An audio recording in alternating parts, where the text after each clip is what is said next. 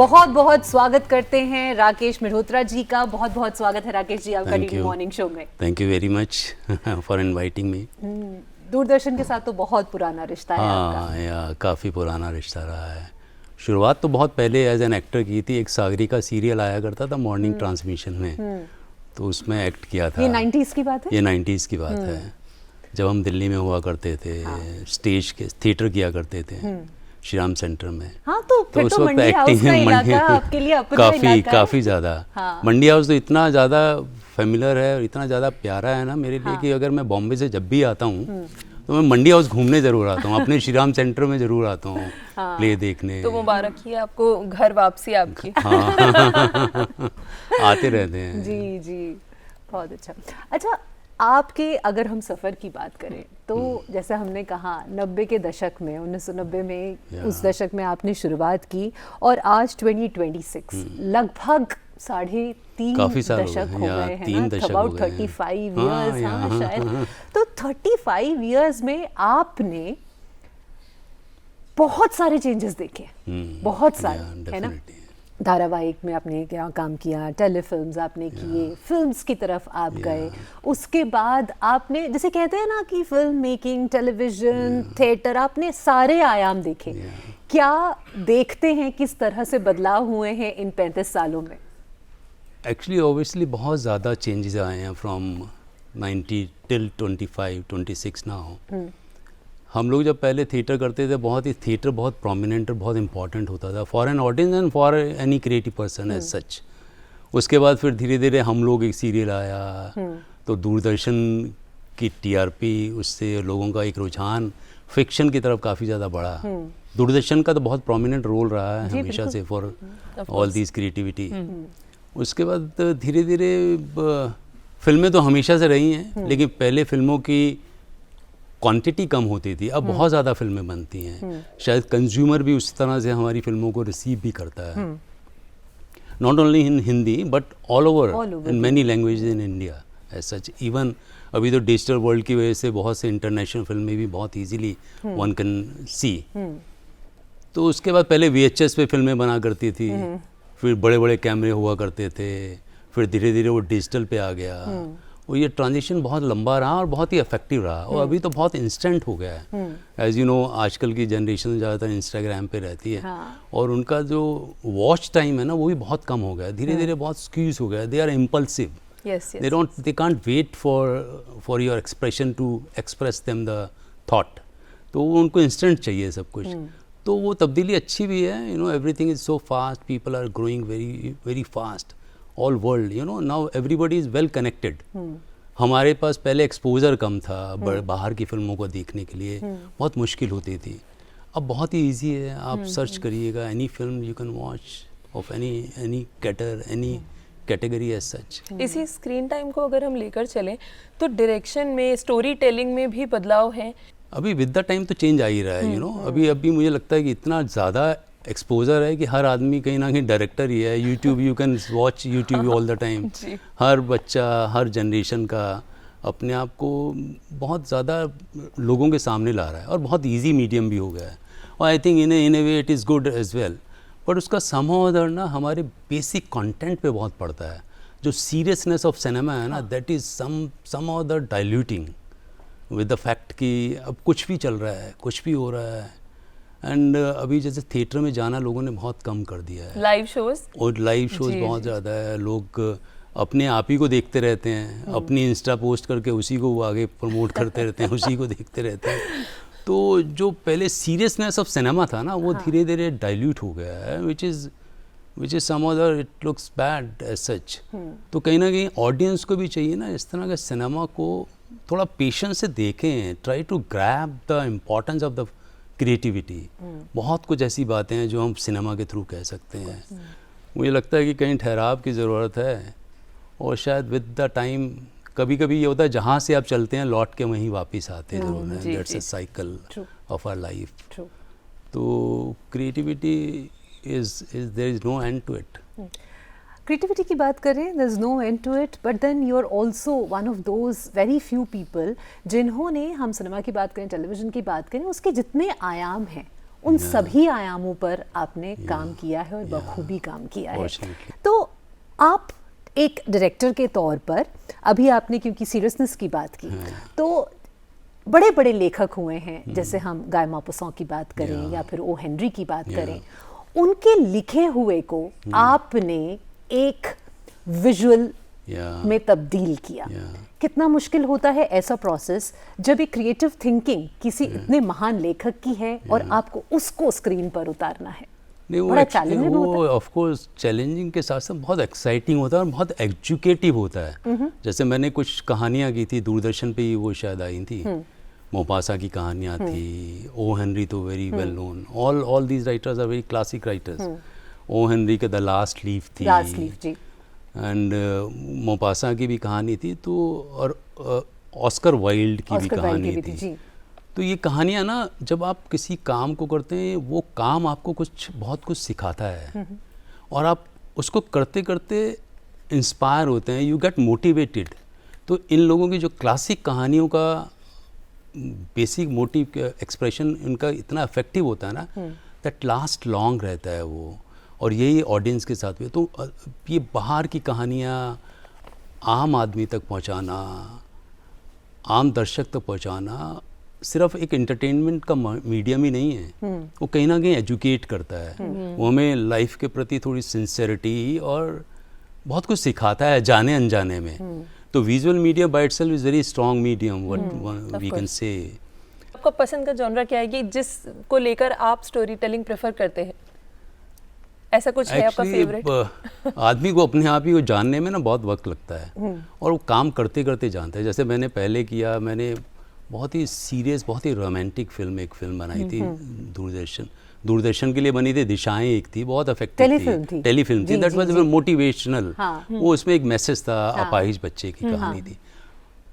उसके बाद मैंने जी के लिए एक रिश्ते बनाया था, वो बहुत अच्छा था, और वो कहानी इतनी पार्टीशन के वक्त की कहानी थी, बहुत ही रोमानियत थी और बहुत ही सेक्रीफाइस, एक प्लेटोनिक लव की कहानी थी। वो इतनी पॉपुलर और इतनी अच्छी लगी कि बी.आर. चोपड़ा वगैरह वो लोग, कभी जैसे टेलीकास्ट हो रही थी वो फिल्म, तो वो टीवी देख रहे होंगे खाना खाते वक्त डिनर में, तो they got stuck to that. I think वो रिलेट करते होंगे पार्टीशन के वक्त को। तो फिर अगले दिन उन्होंने मुझे फ़ोन किया, जी से नंबर लिया, मुझे बुलाया, रवि चोपड़ा जैसे बड़े लोगों से। मैं I was so excited to meet them. मुझे बहुत अच्छा लगा कि उन लोगों ने छोटी सी मेरी एक कहानी को इतना नोटिस किया। तो व्हाई आई से दिस, बिकॉज वो एक छोटा सा expression of mind which came from my soul, you can say. Pawan Malhotra ने बहुत अच्छा काम किया था, श्रुति उल्फत थी उसमें, और मैंने जिस शिद्दत से किया, I don't know, I think God gives you the way what you से एंड हाउ यू से। मैं क्रेडिट ऊपर वाले को ही देता हूँ और अपने माँ बाप को।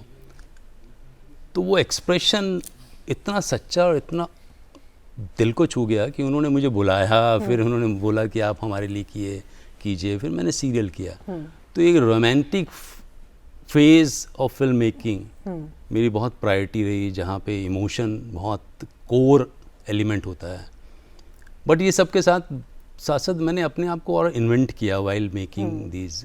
एक दिन अचानक रवि जी तो अभी रहे नहीं है, but I like that man very much. उन्होंने कहा यार हम एक क्राइम थ्रिलर बना रहे हैं, रामायण था, रामायण किया था उनके साथ, वो क्राइम थ्रिलर बना रहे हैं, जोशीले दूरदर्शन पे आता है, तुम करोगे? मैंने कहा मुझे मालूम नहीं मैं कैसे करूँगा, क्राइम थ्रिलर मेरा इंटेंट नहीं। बट वो जब किया ना, तो उसकी टीआरपी बढ़ गई।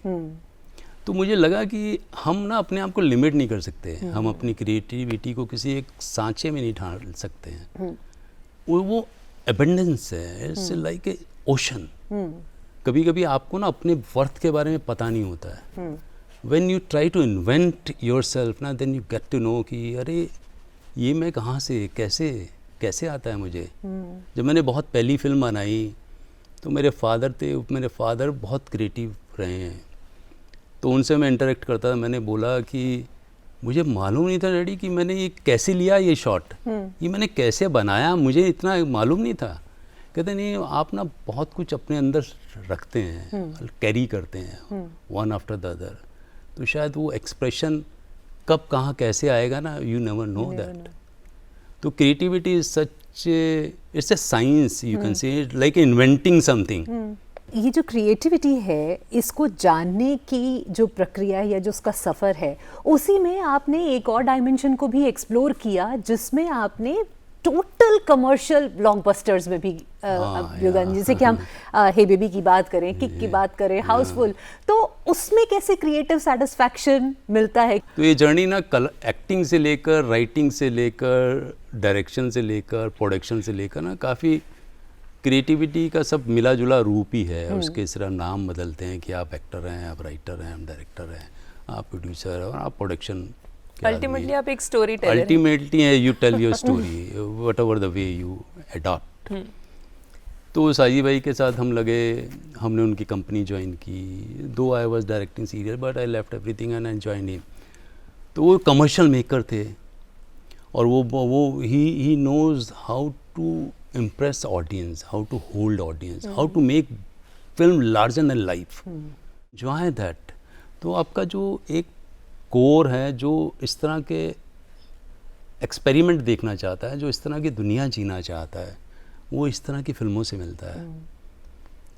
तो उनके साथ काम करते हुए, उनकी कंपनी के साथ काफ़ी लंबा अरसा मैंने गुजारा, बहुत अच्छा वक्त रहा। और जब जितना मैं रहा, उस सारी फिल्में ऑलमोस्ट हिट ही थी।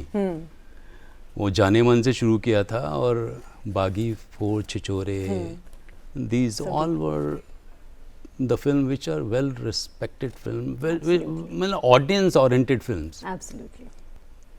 बस ये है कि मैं फिल्म नहीं बना पाया वहाँ पे। That was the reason I was holding so many things, I couldn't do that. But even otherwise apart from that I continue my creativity with that company, without that company,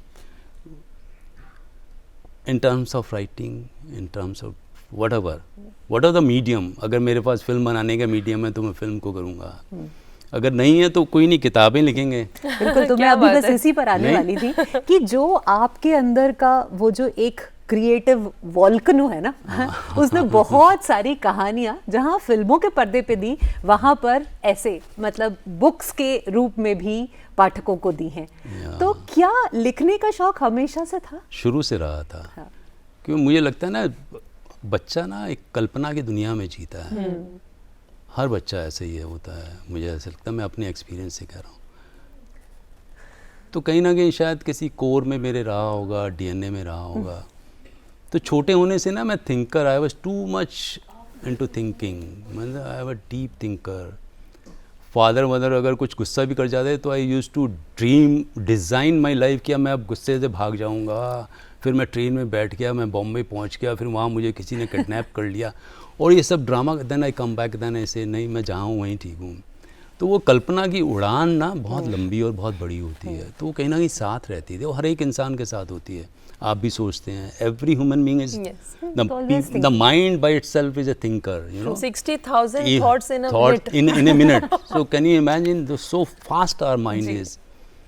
बस फ़र्क सिर्फ इतना है राइटर और non writer में, कि जो writer होता है वो सोच को ना कलम के माध्यम से संचित करके किताब अपने पेपर पे ला पाता है। मेरे ख्याल, मुझे लगता है राइटिंग की वजह से ही मैं बाकी जर्नी कर पाया हूँ। अच्छा, आपकी पुस्तक की बात करें, दिल ढूंढता है, तो इसमें आपने प्रेम के भौतिक पक्ष को और आध्यात्मिक पक्ष को दोनों को एक्सप्लोर किया है।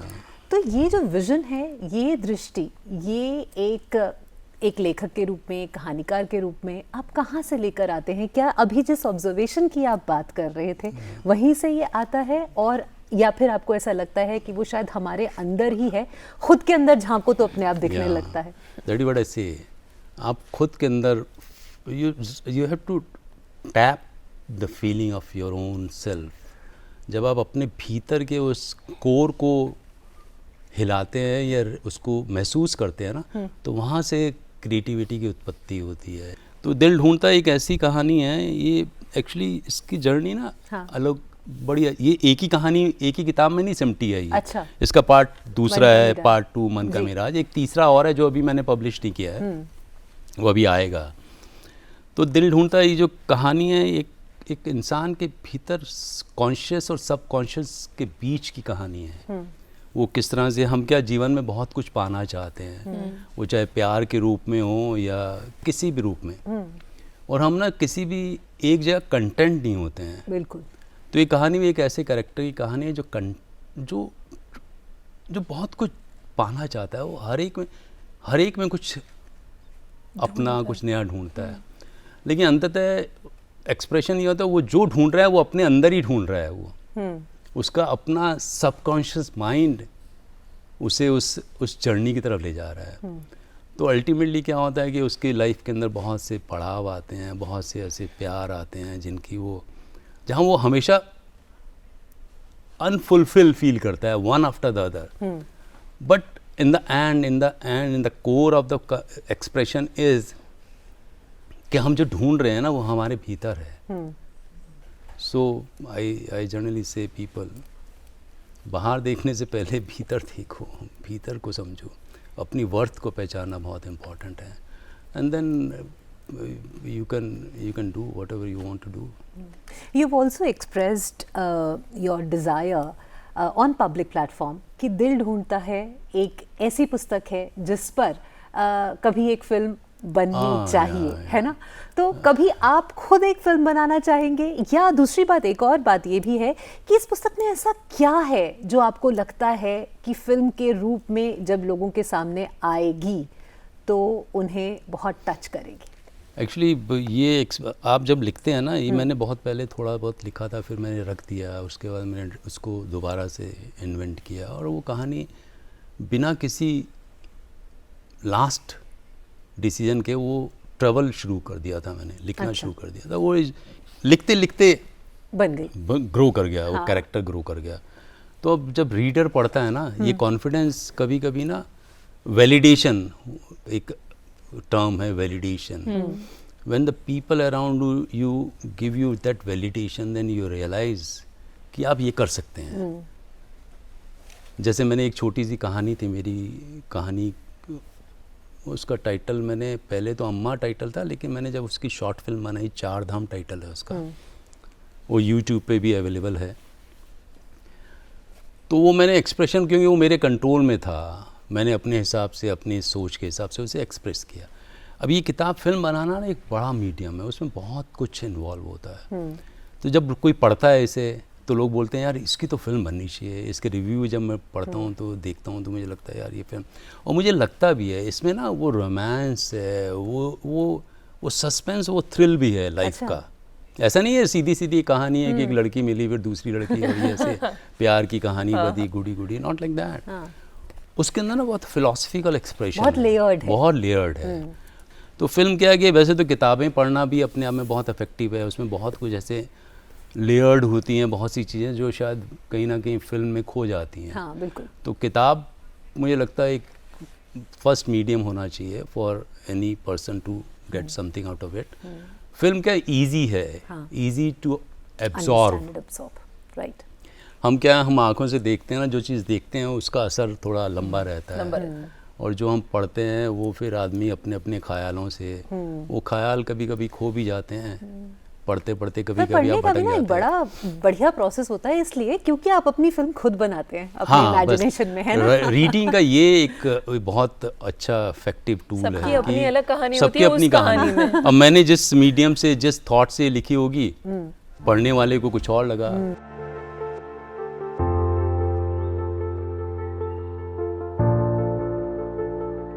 बहुत बहुत अच्छा लगा कि आप डीडी मॉर्निंग शो पर हमारे साथ जुड़े। आपके आने वाली जो किताबें हैं और आपका जो फिल्मों का सफ़र है उसके लिए बहुत बहुत शुभकामनाएं देते हैं। बट देन मैं ये भी कहूँगी इट्स आवर प्लेजर कि आप यहाँ आए डीडी मॉर्निंग शो पर। आपका सिनेमा से जो प्यार है उसे देखकर आज स्वाद आ गया सिनेमा का, सच। अच्छा, thank you very much.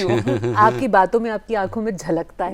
Thank you very much. Thank you so much for joining us. Thanks.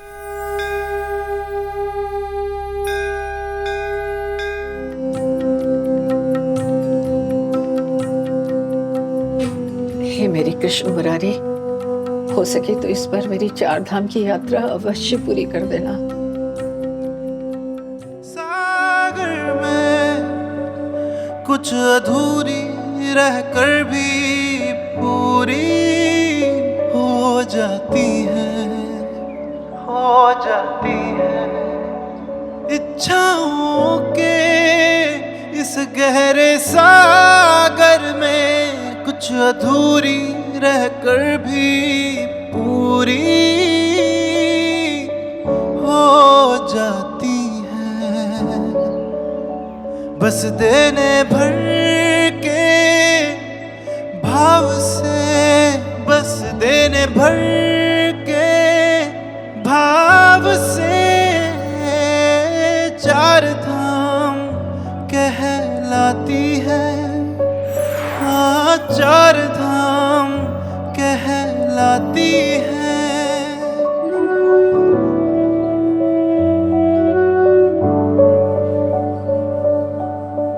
राह पर जब भी चलोगे दूसरे के वास्ते, हरगिज अपना पा जाओगे उसी रास्ते। ईश्वर को पाने का रास्ता इंसानियत की राह से होकर गुजरता है। अपना पराया कोई नहीं, सब ईश्वर दे बंदे। जो तेरा था वो उसका था, जो उसका था वो उसका है, जो सबका है।